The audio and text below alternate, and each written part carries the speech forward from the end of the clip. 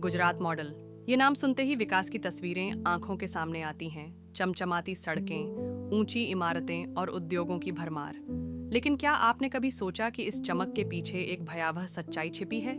खासकर 2017 के बाद से गुजरात में आदिवासी क्षेत्रों में खनिज संपदा के दोहन और अवैध खनन की कहानी ने न सिर्फ संविधान को चुनौती दी है, बल्कि पर्यावरण और स्थानीय समुदायों को भी तबाह कर दिया है। यह लेख आपके सामने एक ऐसी सच्चाई लाएगा जो आपको सोचने पर मजबूर कर देगी। क्या यह महज लापरवाही है या फिर एक सुनियोजित साजिश? जानिए पूरी कहानी में आपका दोस्त डॉक्टर भाविन कुमार शांतिलाल वसावा। भरूच संविधान का ढाल और आदिवासी समुदाय का हक। हम सभी जानते हैं कि भारत की खनिज संपदा का बड़ा हिस्सा आदिवासी क्षेत्रों में ही मौजूद है। भारत के संविधान ने इन क्षेत्रों को विशेष अधिकार दिए हैं। आर्टिकल 244 के तहत 5वां शेड्यूल में यह स्पष्ट है कि आदिवासी क्षेत्रों में खनन और संसाधनों के प्रबंधन में ग्राम सभाओं की सहमति अनिवार्य है। गुजरात में भी कई क्षेत्र 5th स्केड्यूल के अंतर्गत आते हैं, लेकिन सवाल यह है कि क्या इन संवैधानिक अधिकारों का सम्मान हो रहा है? ग्राम सभाओं ने खान एवं खनिज विभाग को कई खदानों के लिए खनन की अनुमति दी, लेकिन गुजरात सरकार और उसका खनिज विभाग पूरी तरह विफल साबित हुआ। कई लोग मानते हैं कि सरकार, अधिकारी, राजनेता और उद्योगपति मिलकर इन क्षेत्रों की संपदा को लूट रहे हैं। क्या यह संविधान का अपमान नहीं है? अवैध खनन एक खुला खेल जिसे कोई रोक नहीं रहा। 2017 से गुजरात में अवैध खनन की गतिविधियां तेजी से बढ़ी हैं। न सिर्फ अवैध खदानों में, बल्कि वैध खदानों में भी नियमों का उल्लंघन हो रहा है। Mines and minerals development and regulation act 1957 के तहत खनन में पारदर्शिता और जवाबदेही सुनिश्चित की जानी चाहिए, लेकिन यहाँ तो नियम कानून को ताक पर रख दिया गया है। इसका नतीजा सरकार को रॉयल्टी का भारी नुकसान, पर्यावरण का विनाश और स्थानीय समुदायों का शोषण। डिस्ट्रिक्ट मिनरल फाउंडेशन DMF और ग्रांट इन एड जैसे फंड जो खनन प्रभावित क्षेत्रों के विकास के लिए हैं, वो कहाँ जा रहे हैं? चौंकाने वाली बात यह है कि जो थोड़ा बहुत DMF का पैसा आता भी है, वो खदानों वाले क्षेत्रों में खर्च नहीं होता, बल्कि कहीं और डाइवर्ट कर दिया जाता है। क्या यह एक सुनियोजित लूट नहीं है? प्रधानमंत्री योजना का ढोंग और मुख्यमंत्री की चुप्पी। प्रधानमंत्री खनिज क्षेत्र कल्याण योजना PMKKY का उद्देश्य खनन क्षेत्रों में शिक्षा, स्वास्थ्य और बुनियादी ढांचे का विकास करना था। लेकिन जब अवैध खनन से रॉयल्टी और DMF का पैसा ही नहीं आएगा, तो ये योजनाएं कैसे चलेंगी?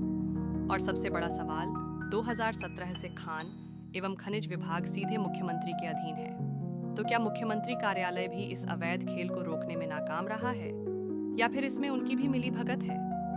सुप्रीम कोर्ट ने common cause v union of India मामले में अवैध खनन पर सख्त टिप्पणी की थी और राज्य सरकारों को जवाबदेह ठहराया था। लेकिन गुजरात में यह फैसला कागजों तक ही सीमित रह गया। क्या यह संकेत नहीं है कि सत्ता के गलियारों में कुछ बड़ा चल रहा है? पर्यावरण का विनाश और विकास का झूठा वादा। अवैध खनन से जंगल कट रहे हैं, नदियां प्रदूषित हो रही हैं और जैव विविधता खत्म हो रही है। एनवायरनमेंट प्रोटेक्शन एक्ट 1986 और फॉरेस्ट कंजर्वेशन एक्ट 1980 का खुलेआम उल्लंघन हो रहा है।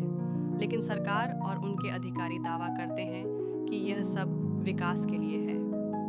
सवाल यह है, किसका विकास? आदिवासी समुदाय तो आज भी बुनियादी सुविधाओं से वंचित है। साजिश का पर्दाफाश। क्या संवैधानिक प्रणाली गुजरात में पूरी तरह ध्वस्त हो चुकी है? कई लोग मानते हैं कि गुजरात में संवैधानिक व्यवस्था पूरी तरह चरमरा गई है। नियम कानून का कोई डर नहीं, बल्कि चुनिंदा लोगों के फायदे के लिए कानून तक बना दिए जा रहे हैं। क्या यह लोकतंत्र की हत्या नहीं है? Panchayat extension to scheduled areas act 1996 PESA के तहत ग्राम सभाओं को अपने संसाधनों पर नियंत्रण का अधिकार है, लेकिन गुजरात में यह अधिकार छीना जा रहा है। अब रास्ता क्या है? जनता की ताकत ही एकमात्र उम्मीद। तो सवाल यह उठता है कि अब हम क्या करें?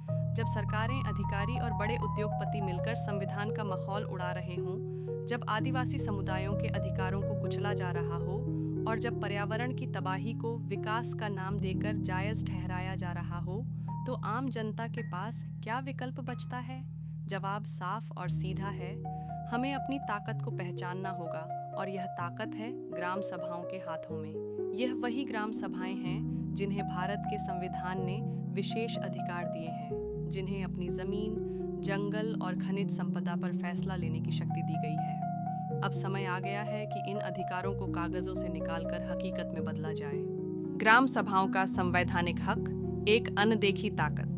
भारत के संविधान ने आर्टिकल 244(1) और 5वें शेड्यूल के तहत आदिवासी क्षेत्रों को खास दर्जा दिया है।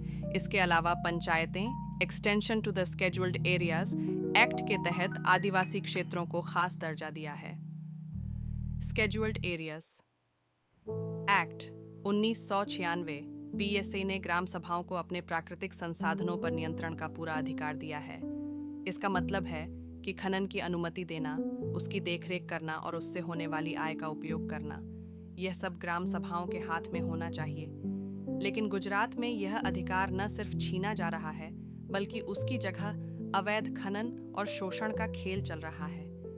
क्या यह संवैधानिक व्यवस्था का अपमान नहीं है? अगर ग्राम सभाएं अपने इस हक को मजबूती से थाम लें और खनन गतिविधियों का प्रबंधन खुद अपने हाथ में लें, तो क्या हो सकता है? सबसे पहले अवैध खनन पर लगाम लगेगी।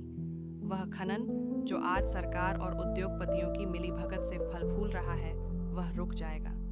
दूसरा, खनन से होने वाली आय जो अभी रॉयल्टी और डिस्ट्रिक्ट मिनरल फाउंडेशन DMF के रूप में कहीं और डाइवर्ट हो रही है, वह सीधे इन क्षेत्रों के लोगों तक पहुंचेगी।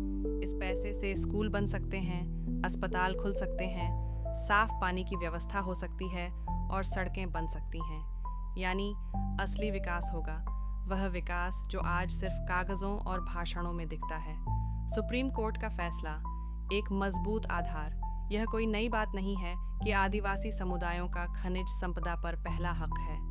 सुप्रीम कोर्ट ने समथा वी राज्य आंध्र प्रदेश 1997 के ऐतिहासिक फैसले में साफ कहा था कि खनिज संपदा पर सबसे पहला अधिकार उस क्षेत्र के मूल निवासियों यानी आदिवासियों का है। कोर्ट ने यह भी निर्देश दिया था कि खनन से होने वाली आय का बड़ा हिस्सा स्थानीय समुदायों के कल्याण में लगाया जाए। लेकिन गुजरात में इस फैसले को लागू करने की बजाय इसे ठंडे बस्ते में डाल दिया गया। अब वक्त है कि लोग जागें और इस फैसले को अपनी ताकत बनाएं। यह सवाल पूछें कि जब सुप्रीम कोर्ट तक आदिवासियों के पक्ष में है, तो फिर सरकारें और अधिकारी उनके खिलाफ कैसे खड़े हो सकते हैं? जनता से अपील, अब चुप्पी तोड़ने का समय। यह सिर्फ एक कानूनी या प्रशासनिक मसला नहीं है, यह एक सामाजिक और नैतिक जिम्मेदारी है। गुजरात के लोग, खासकर आदिवासी समुदाय, अब अपने हक के लिए लड़ाई लड़ें। ग्राम सभाओं को संगठित करें, अपने अधिकारों को समझें और सरकार से जवाब मांगें। अगर ग्राम सभाएं मजबूत होंगी तो न सिर्फ अवैध खनन रुकेगा, बल्कि वह सारा पैसा जो आज बड़े बड़े लोगों की जेब में जा रहा है, वह गांवों तक पहुंचेगा। यह एक ऐसा बदलाव होगा जो न सिर्फ गुजरात बल्कि पूरे देश के लिए मिसाल बन सकता है। तो अब वक्त है सवाल उठाने का। क्या आप अपने बच्चों के लिए एक ऐसी दुनिया छोड़ना चाहते हैं जहां उनके हक छीने जाएं, उनके जंगल काटे जाएं और उनकी नदियां मर जाएं? या फिर आप एक ऐसी व्यवस्था चाहते हैं जहां जनता की ताकत से असली विकास हो? ये फैसला आपके हाथ में है। अपनी आवाज़ उठाएं, अपने हक के लिए लड़ें और इस सच्चाई को हर उस इंसान तक पहुंचाएं जो बदलाव का हिस्सा बन सकता है। क्योंकि सच तो यह है, जब जनता जागती है तब कोई ताकत उसे रोक नहीं सकती। अंतिम सवाल, आपकी चुप्पी ही उनकी ताकत है। क्या आप मानते हैं कि यह सब महज संयोग है या फिर एक ऐसी साजिश है जिसमें सरकार, कई नेता, उद्योगपति और अधिकारी सब शामिल हैं? अगर आप चुप रहे तो यह लूट जारी रहेगी। ज़मीनी स्तर पर और सोशल मीडिया पर अपनी आवाज़ उठाएं, सच्चाई को शेयर करें और इस सवाल का जवाब मांगें, गुजरात मॉडल सचमुच विकास है या आदिवासियों और पर्यावरण की तबाही का बहाना? क्या कहते हैं आप? कमेंट में बताएं और इस सच को वायरल करें। डॉक्टर भाविन कुमार शांतिलाल वसावा, भरूच।